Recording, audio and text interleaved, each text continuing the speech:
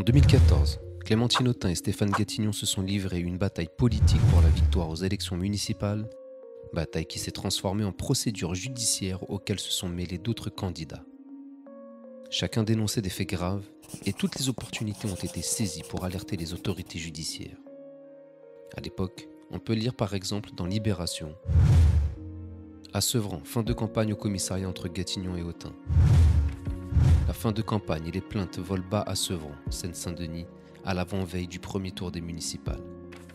Son premier adjoint, Stéphane Blanchet, annonce avoir porté plainte dans la foulée contre Autain pour répliquer contre ses attaques diffamatoires. Dans un communiqué transmis au Lab de Europe 1, Clémentine Autain accuse l'équipe Gatignon de fabriquer des tracts anonymes la diffamant, le tout aux frais de la mairie.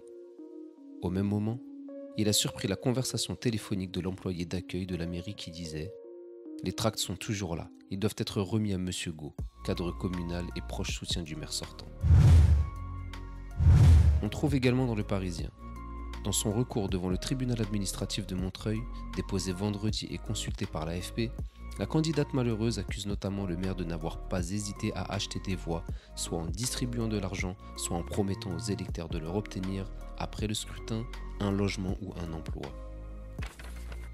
La candidate promet de livrer plusieurs témoignages à la justice. Les gens racontent, mais ils ont peur des représailles et hésitent à livrer leurs témoignages à la justice, a-t-elle affirmé à l'AFP, dénonçant ce qu'elle appelle un système Gatignon, notamment dans les quartiers Rougemont et au Baudot des cités minées par le trafic de drogue. Dans son recours, elle accuse aussi l'ancien maire d'avoir utilisé le personnel et les moyens de sa mairie pour faire campagne, d'avoir fait imprimer des tracts anonymes et pointe un marché public de communication douteux selon elle. Selon un arrêté municipal transmis par l'équipe de Clémentine Autain, la mise au point d'une stratégie globale de communication pour la ville a été attribuée à une société spécialisée pour 30 000 à 50 000 euros, Dardel et Associés, seulement 2 mois avant le scrutin, le 14 janvier. Un candidat de droite, Mohamed Chirani, avait dénoncé de son côté un système mafieux et a porté plainte contre des proches du maire réélu. Il accuse notamment ceux-ci d'avoir détourné des biens publics et pointe un marché de rondes de sécurité en voiture dans les quartiers en rénovation urbaine, attribué selon lui frauduleusement. On peut même retrouver un communiqué officiel de M. Blanchet, alors premier adjoint de M. Gatignon, qui disait « La mairie de Sevran porte plainte en diffamation contre Mme Autain. La campagne électorale menée par la candidate du Front de gauche est d'un niveau de plus en plus bas. Ce matin, elle a fait un communiqué prétendant que des tracts anonymes seraient fabriqués en mairie. Cette affirmation est non seulement fausse, mais diffamatoire et injurieuse à l'égard du personnel communal.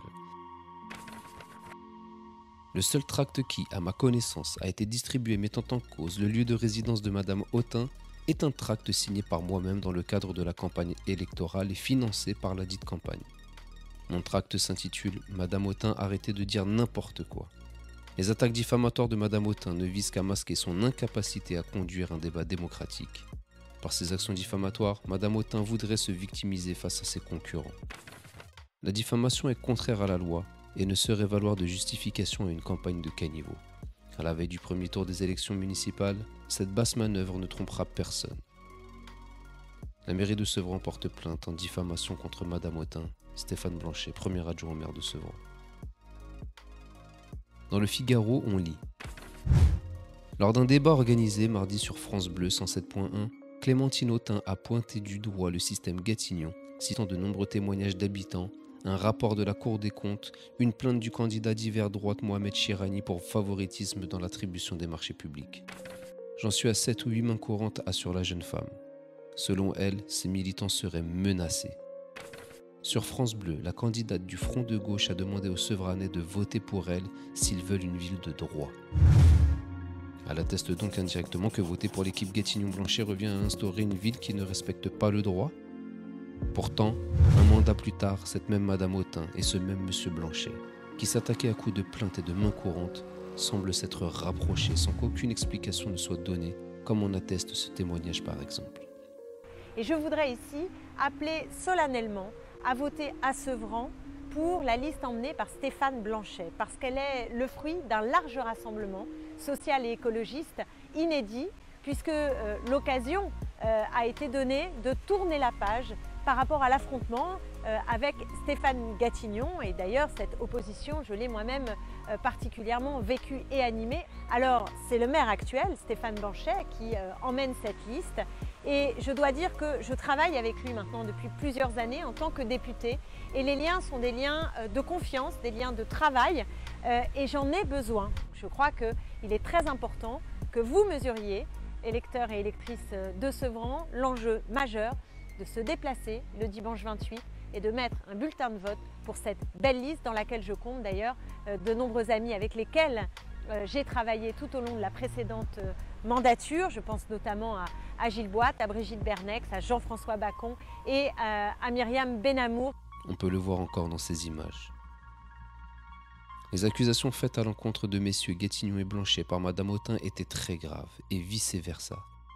Mais cela n'est visiblement plus un frein lorsque les intérêts se croisent et qu'ils ne font plus qu'un, celui de garder coûte que coûte le pouvoir au détriment de ses propres valeurs, si un jour ils en ont véritablement eu.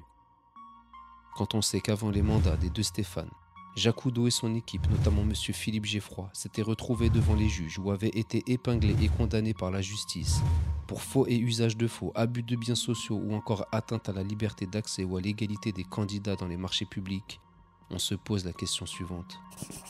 Quand les Sevranais décideront-ils enfin de sortir de tout cet engrenage ?